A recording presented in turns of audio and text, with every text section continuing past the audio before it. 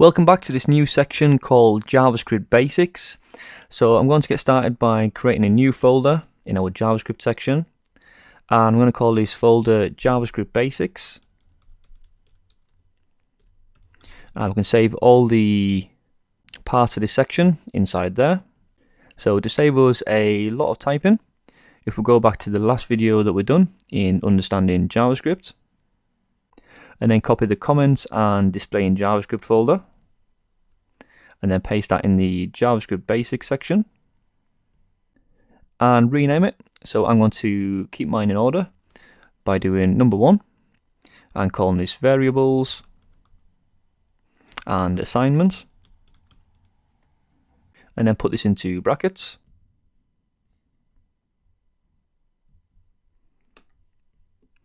There we go.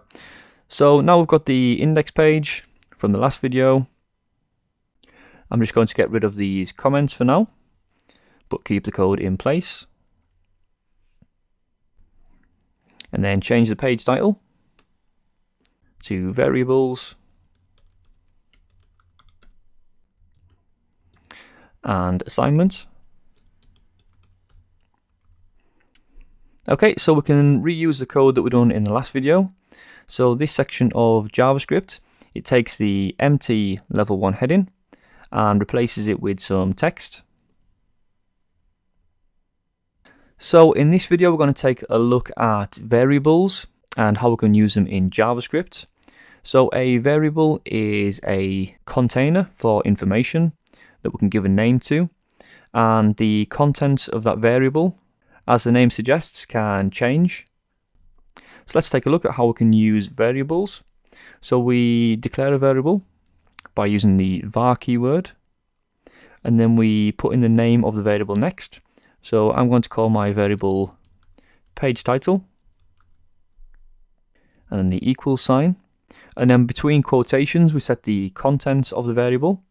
So I'm going to reuse this text, so cut that text there, and then if we paste it inside the variable and the semicolon at the end.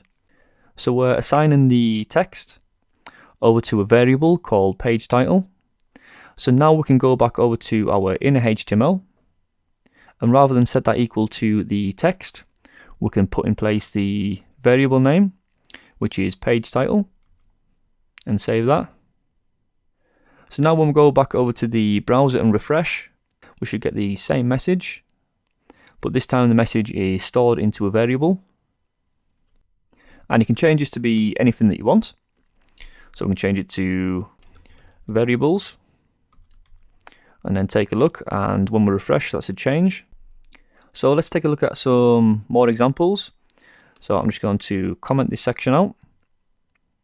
In brackets you can press command and /, and it will comment out all the section. So we've looked at creating variables with text or strings. We can also create variables with different data types, such as numbers. So let's create a variable with a name of number 1 and set this to a number, such as 10. So you'll notice that when we're dealing with numbers, as opposed to strings, we don't need to put any quotations around the value. We can just leave it as it is.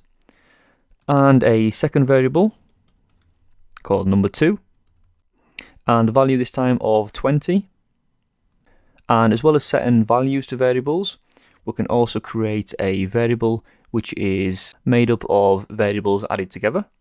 So in this case we can create a total and set that total to be the sum of variable number 1 plus variable number 2 and the semicolon at the end. And then to check that's all working okay, we can create a alert, and then we can simply alert the total. And let's see if that's working with a refresh. Great, so we've got the total of 30 appearing there, which is the sum of the two variables added together. So as we mentioned before, and as the name suggests, a value of a variable can change. So once we've declared a variable with the var keyword, we don't need to use the var keyword again to change the value. So if we wanted to change the value of number 1, this time we just type number 1, and we can change its value to be something such as 5. So now number 1 is equal to 5 and number 2 is 20. So we should now get the result of 25. Okay, so when we're creating variables, we can actually declare a variable first without setting a initial value to it. So if we just set the variable and give it a name, it doesn't have to have a initial value. And then a bit later on in the code, we can then assign a value to that variable, just like that. And this will still work just as before. We've now got number 1 5 and number 2 set to 10. So we should get the total of 15. And we get 15, so that's good. Okay, so let's just go back to the original example.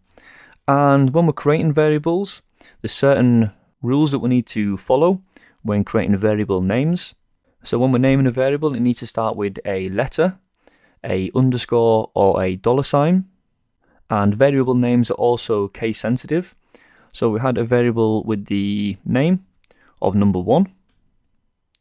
And then we had a variable with the name of number 1, but starting with a capital. So these are treated as different variables. So we just change the example, start that with a capital, and we should still get the sum of 5 plus 10. There we go. So the last thing I wanted to talk about in this video is the assignment operator, which is this equal symbol.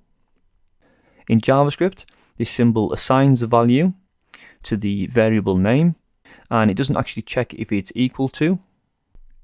In JavaScript, if we want to check if something is equal, we use a double equals.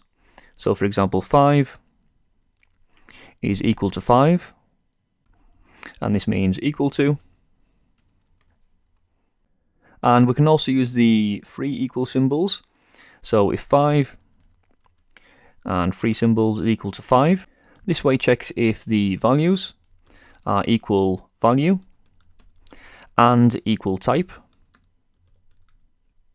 So in this case, the 5 is equal to 5 in value and the type because they're both numbers. But 5, and the 3 equal symbols, and then the 5 in quotations, this will be false because they're equal value, but they're not equal type because the 5 on the left is a number, and the 5 on the right, because it's in quotations, is a string, and is considered to be text. And we'll look at a lot more examples of these as we go through the course. But that's it for now. So thank you for listening, and we'll see you in the next video.